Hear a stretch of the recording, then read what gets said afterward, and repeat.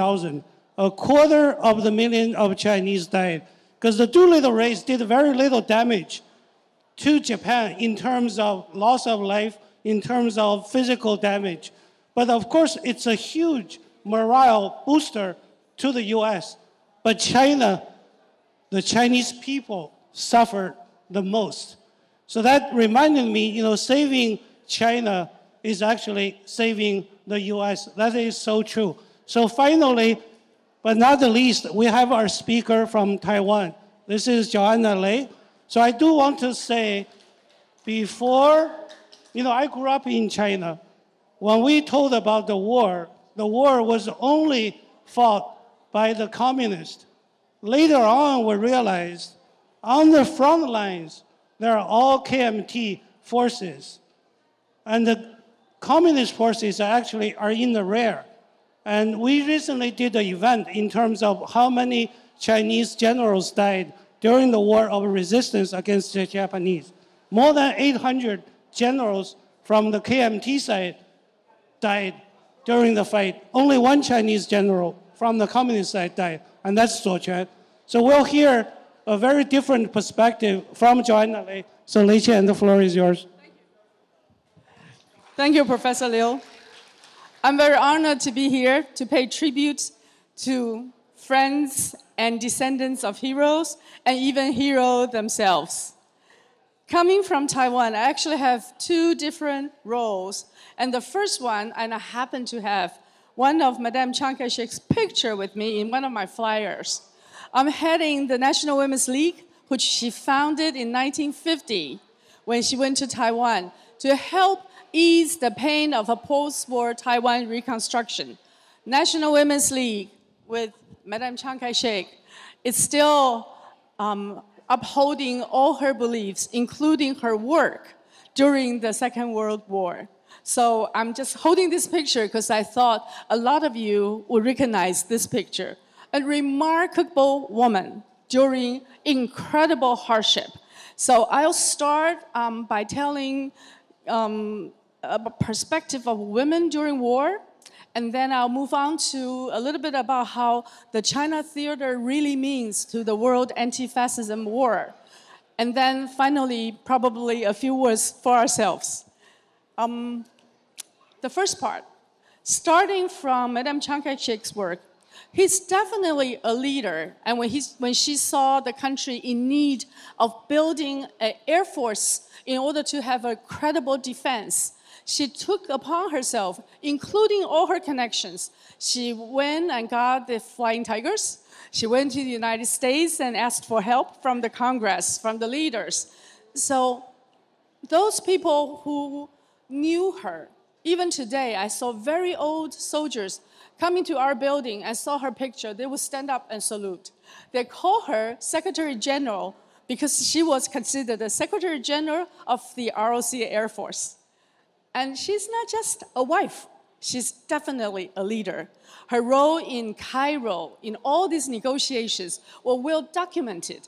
And it also helped usher in a post-war order of the world when people believed in multilateralism and in believing that we can achieve peace. And that's a very stated role of a woman leader during war. But there's a second role that people probably didn't know. In the 8th month of the all-out anti-Japanese war, she said to the leaders across all parties that Japanese is different from our internal warfares. They are here to 亡国灭种。今天我们的敌人跟以前的所有的都不一样，因为这一次的战争，对手是要亡国灭种。She said they're gonna destroy our country and destroy our species, our race. So she called upon women leaders of all different parties, including the Communist Party and all that, to form 战时儿童保育会, China's Wartime Children Rescue Foundation. These people actually built shelters, took care of orphans, and they saved over close to 30,000 orphans during the war. Ladies and gentlemen, we see war everywhere in the world. But during the anti-Japanese war, Chinese women leaders build specific foundations to take care of those orphans or those who may still have a family, but the family couldn't take care of them. So women took upon their caretaker role for the entire nation and not just their small families. And there is a third role of women during war, and that's the saddest story of being victimized by the war machine. In Taiwan, in 1992, we did a survey, and at the time, we found 59 still surviving, quote-unquote, comfort women. They were abducted, and they were taken away from their lives. They got into a near sex slave situation with the Japanese army. 台湾的慰安妇在1992年的时候，还有59名幸存者。So we started an all-out effort to say, okay, there are lots of war crime, and this should be considered a war crime. We started trying to find peace and justice for them, because oftentimes they carry this brand of shame all their lives. Starting from 1992, we went to Japan and asked for justice. The country actually formed, Japan actually formed something, I just checked the English name, called Asian Women Foundation. In Chinese, it's called 日本亚洲女性和平友好基金. They tried to offer compensation, but that's not what we wanted. So all the comfort women in Taiwan didn't accept a penny from that foundation. We asked for justice. So the country actually raised money to help them so that they can live with some kind of dignity, because that would mean we didn't treat them as prostitutes or willing sex ladies. We treat them as war victims. And what Japanese try to do, and we went to their embassy every year on August 18th, every single year. They try to do is to say, okay, we'll just compensate for your hardship. But we want formal apology. We want recognition of guilt by the government, not by individual. And we want their reputation to be restored, for them to be re-celebrated as human beings. Ladies and gentlemen, 3 different roles of women during war. As we are gathered together, we should also remember those wonderful situations. Major leaders, caretakers, and sadly, war victims. And the last category is where we must commemorate and we must try our very best to bring them peace and closure. So second part is where the China theater means during the war. May I just go on? Okay, a couple of minutes. According to the record, all KMT generals died, about 250 of them. They led another 2 million soldiers died, with 22 major battles, which means you have over 100,000 people involved. 22 major one, over 100 secondary one, over 10,000 people involved. Massive sacrifice in the China theater delayed the connection between Germany, Italy, and Japan.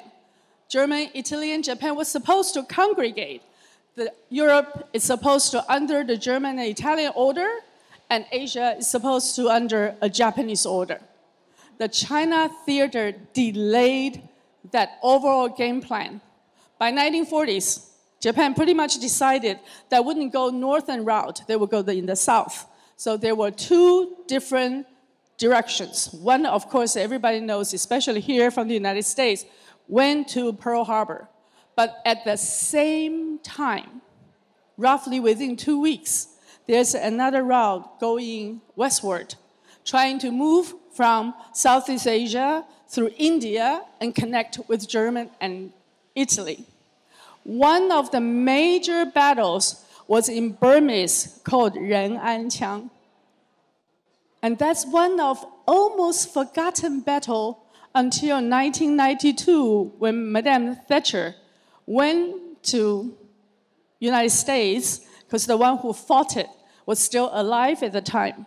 She formally recognized 流放吴团长 113团的流放吴团长, because while the expedition from ROC Army was to protect the Burmese highway, we talked about the over the hump earlier, was to protect that lifeline. They also got involved with a major confrontation between Japan. Japan already took Philippines, they took Hong Kong, they took Malaya, they took Singapore.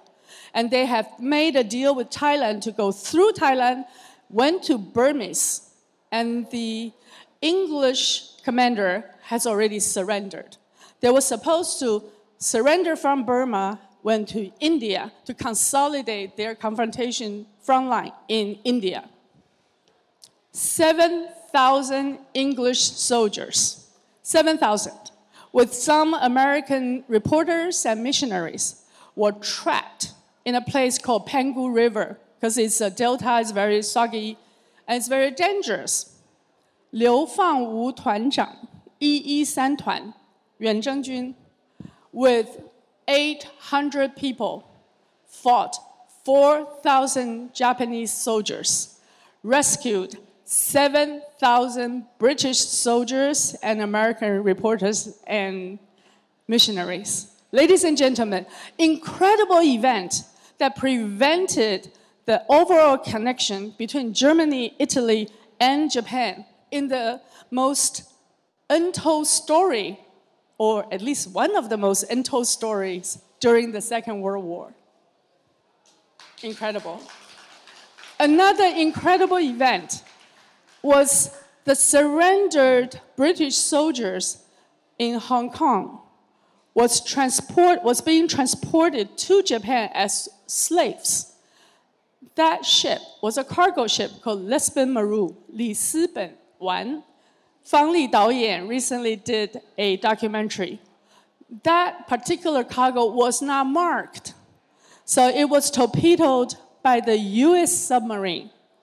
For 25 hours, the Japanese evacuated their troops and left the British troop there to die. They even blocked the cabin. They didn't allow them to go to safety. And when they tried to open that blockage, they got machine gunned down. Even when they got into the river, to the sea, they still got machine gunned down. Ladies and gentlemen, this incredible cruelty happened. It lasted for 25 hours within 2 miles of a Chinese shore. And the fishermen there at dawn saw what's happening with that ship. They went with their sampan, a small little ship. They rescued those British soldiers. 东极岛的渔民拯救了在里斯本湾上面逃难出来的英军。Ladies and gentlemen, such incredible cruelty and remarkable humanity. That's what we're celebrating.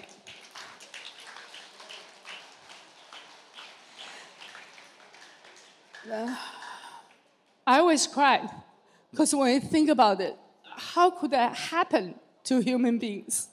But it is happening in front of our eyes in different parts of the world as well. So today, ladies and gentlemen, I think this is a special and auspicious occasion.